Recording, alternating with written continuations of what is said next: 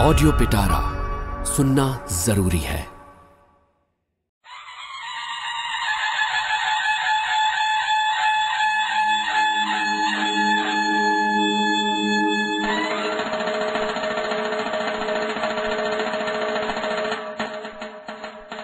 छत्रपती शिवाजी महाराजांचे किल्ले, लेखिका मनाली काळे, भाग 9, सिंहगड।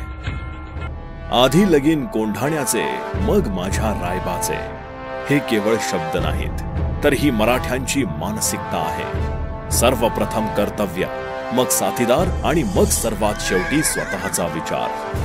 छत्रपती शिवाजी महाराजांचे सवंगडी आणि स्वराज्याचे वीर योद्धे तानाजी मालुसरे यांनी कोंढाणा किल्ला मिळवताना वरील वाक्य उच्चारलं होतं, जे आज इतिहासात अजरामर झालं आहे। हाच कोंढाणा किल्ला पुढे जाऊन सिंहगड म्हणून ओळखला जाऊ लागला। चला जाणून घेऊया सिंहगडाविषयी।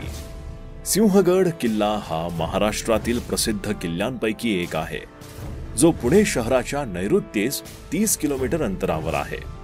या किल्ल्याबद्दल उपलब्ध असलेल्या काही माहितीवरून असे दिसून येते की हा किल्ला 2000 वर्षांपूर्वी बांधला गेला होता।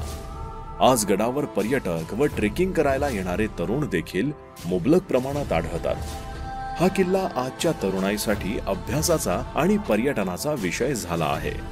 त्याचबरोबर गडावर आणि गडाच्या आसपास मिळणारं रुचकर भोजन हा देखील पर्यटकांसाठी एक आकर्षणाचा विषय आहे। मराठा साम्राज्याची शान म्हणून सिंहगड किल्ला हा ओळखला जातो। हा किल्ला अनेक कारणांनी मराठा साम्राज्यासाठी महत्वाचा होता।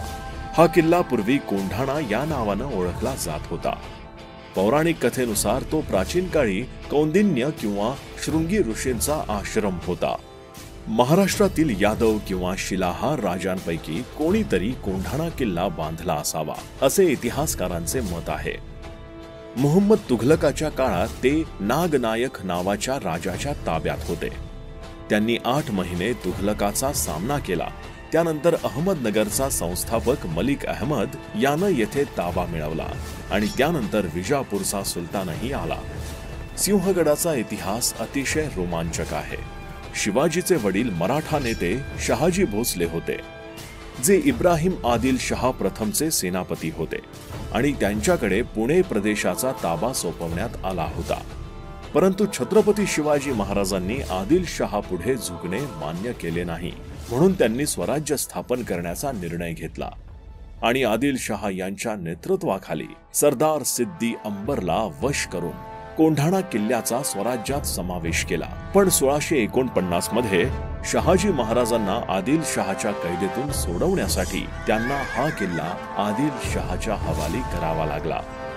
या किल्ल्यावर 1662, 1663 आणि 1665 मध्ये मुघलांनी हल्ले केले।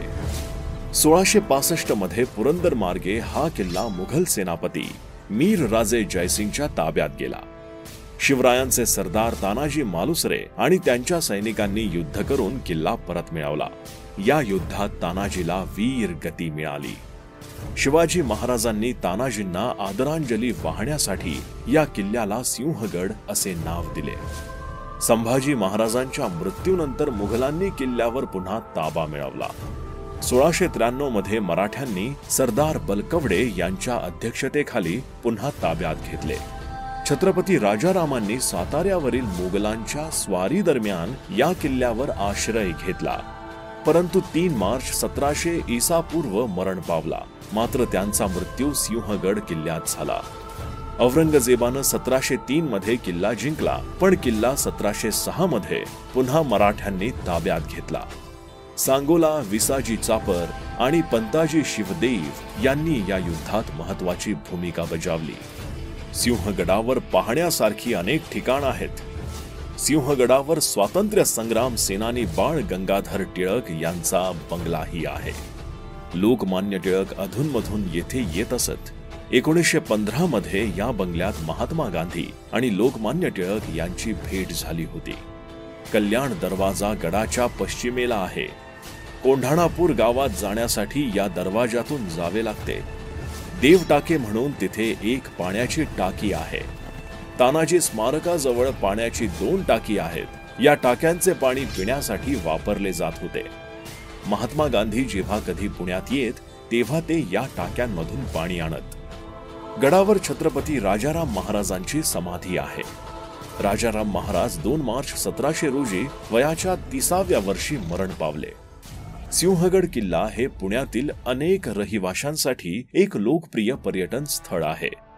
हा किल्ला तानाजी तसेच राजाराम छत्रपतींच्या समाधीचे स्मारक म्हणून काम करतो. पर्यटकांना लष्करी तबेले, दारूची भट्टी आणि देवी काली मंदिर, मंदिराच्या उजव्या बाजूला हनुमानाची मूर्ती तसेच ऐतिहासिक दरवाजा पाहता येतो. सिंहगडाला आज देश विदेशातील पर्यटकांची पसंती आहे. देशाच्या इतर भागातून महाराष्ट्रात जाण्यासाठी रेल्वे, जहाजे, बसेस उपलब्ध आहेत. पुण्यातील स्वारगेट ते सिंहगड जाण्यासाठी बसची सोय आहे. गाडीनंही गडावर जाता येते. सिंहगड किल्ल्यामध्ये प्रेक्षणीय दृष्टीसोबतच ट्रेकिंग हा एक लोकप्रिय मनोरंजन आहे. टेकडीच्या उंच उतारावर चढाई करणाऱ्यांसाठी आनंददायी ठरेल. पुणे परिसरातील अनेक ट्रेकर्स पहाटेच्या ट्रेकसाठी सिंहगड किल्ल्यावर येतात.